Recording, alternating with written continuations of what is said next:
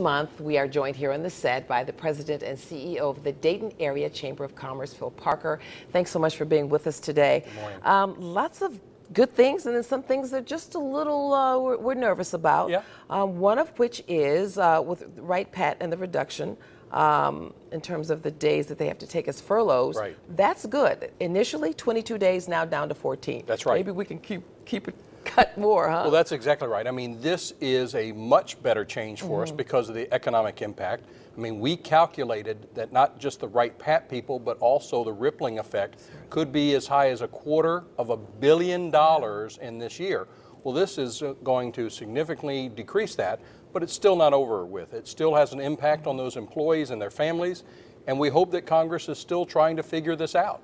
Well, what we are thinking is that perhaps if it can be reduced so quickly from the initially speculated 22 days to 14, then perhaps now that they have a little bit more time, that 14 can be reduced. What are the chances of that happening? Well, I think it's a possibility. You know, what had happened is that Congress actually voted in a few new dollars, and that gave the Department of Defense, including the Air Force, some flexibility, and that's what allowed them to make this change. And that's what it's going to take. It's going to take some flexibility in their budgets to be able to change this. Right, well, it was good news for not only those employees, but as you indicated, the folks with businesses throughout the Miami Valley for sure.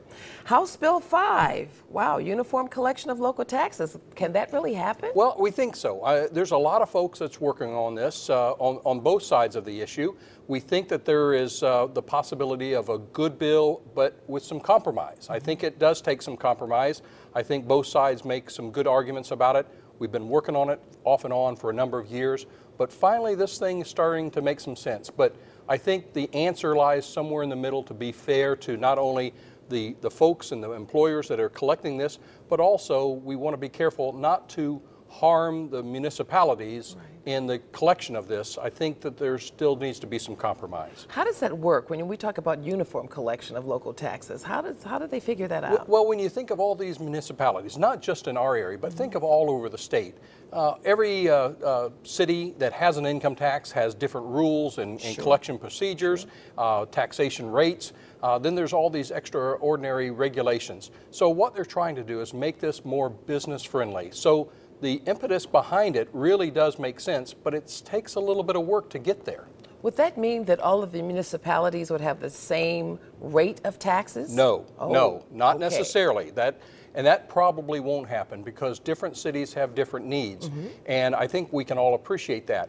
No, what that means is perhaps now the rules of collection, not necessarily collected by the state. We don't think that that's a good idea, but whoever collects it, whether it's regionally done or whatever, seems to be a little bit easier for employers to understand and relate to, and then they're able to collect those taxes and make the payments a lot easier with less burden. I see, less burden, that's the key. That's right.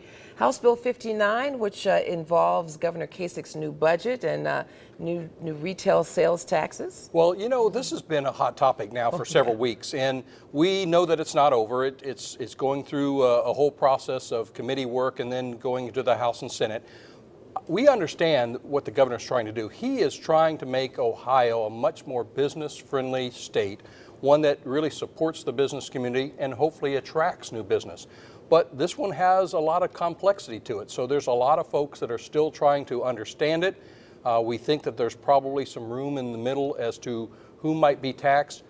This new retail sales tax side of it has gotten a lot of people a little worried and a little upset that they may have to collect taxes. So I think there's still a lot of work yet to be done on the governor's two-year budget. Well, anytime you hear increase in tax, it makes everybody cringe a little bit until it all gets worked out for sure. That's exactly right. I mean, it's very difficult for people to get their arms around. We're going to increase taxes so that we can decrease taxes. So there's still some work to be done. There's not a whole lot of love in that. That's Got right. to really figure that out. Thanks so much, Phil Parker, for keeping us updated. We appreciate you each month. Well,